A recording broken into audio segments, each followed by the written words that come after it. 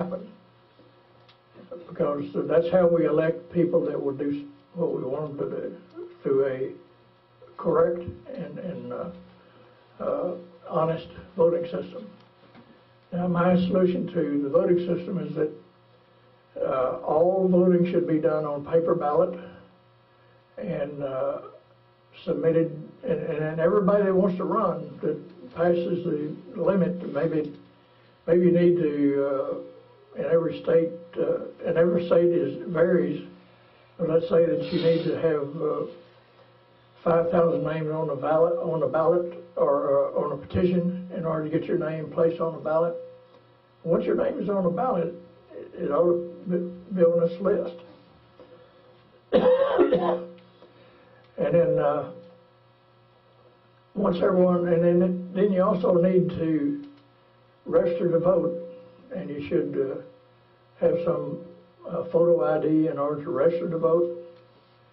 And then when it comes time to vote, you should have some photo ID in order to vote, and you should have your voter registration card there with you, so that we don't have more than one person voting under the same name, or we don't have a bunch of illegals coming in and voting. And so now, and then once the voting is over, I don't care how long it takes to record the number of people that voted for who. If it takes a month, I don't care, as long as it's honest. Now, the news media, they want immediate resolution.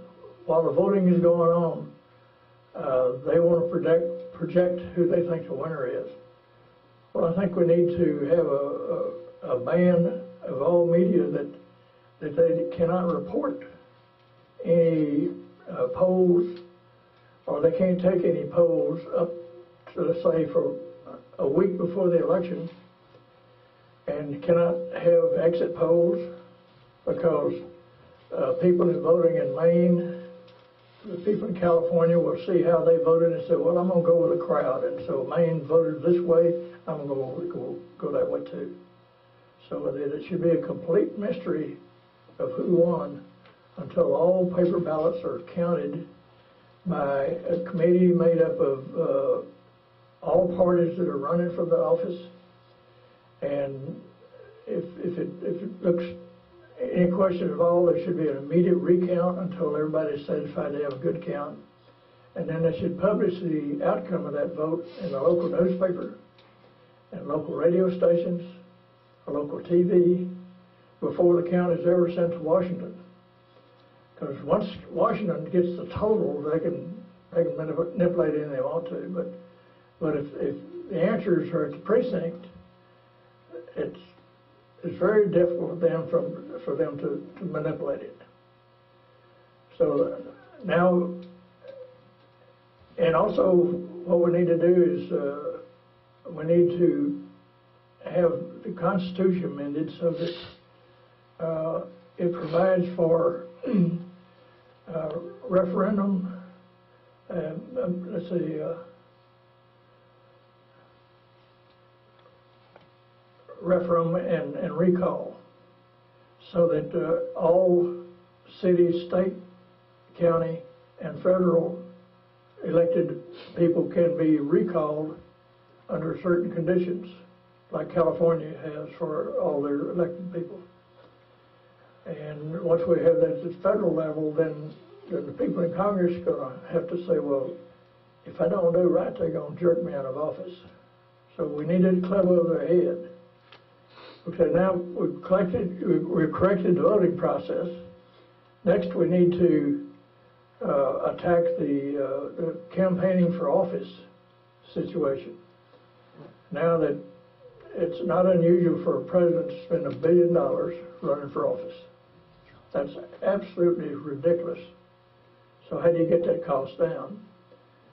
First of all, we should restrict the period of campaigning for president to 6 months prior to the election. We should restrict the campaigning for Senate and House Representatives to 3 months prior to the election. And then Congress should pass a law that requires all the news media to provide free space or free airtime for all candidates, every candidate running, so certain amount each week. And then they should set up a channel that's purely for political campaigning, 24/7. And if you want to watch it, it'll get dull, but if your candidate is on there, watch it, or if the one you don't like is on there, watch it, and so that you can decide which one you really want to vote for. And the next problem we have is the two-party system has absolutely failed us. There's literally no difference between Democrats and Republicans. And certainly the staff people in Congress, and they rarely change. They just change the person that's sitting in the head office. And when Democrats are proposing some bill like health care, Republicans almost 100% vote against it. It works the same the other way. If the Republicans want to do something, the Democrats vote against it. We don't put them in office to vote for anything that will help or hinder a particular or political party. They're there to correct our problems of this nation, not to enhance their party. And so ideal would be that when we have elections that we have enough independent party people running so that a great mix would be 25% one independent party, 25% another independent party, 25% Democrats, and 25% Republicans. And ideal would be have 100% of all elected people to be independent, not belong to any party. That's ideal. But now once we corrected the voting process, we nullify the two-party system, and we have enough independent people in office that they're working now for us instead of for their party. Then we can start working on laws that are for the public citizen. Now, every law that is passed is for a special interest group. I bet you can't name one law in your lifetime that you can remember that's strictly for the public citizen. Every law is, in fact, probably most of them are written by special interest people. They'll write the entire law and take it to their guy and put a lot of money in his pocket under the guise of campaign financing. And they write the law so that what they do is legal. If we did the same thing, it would be called bribery. And so we need to change that.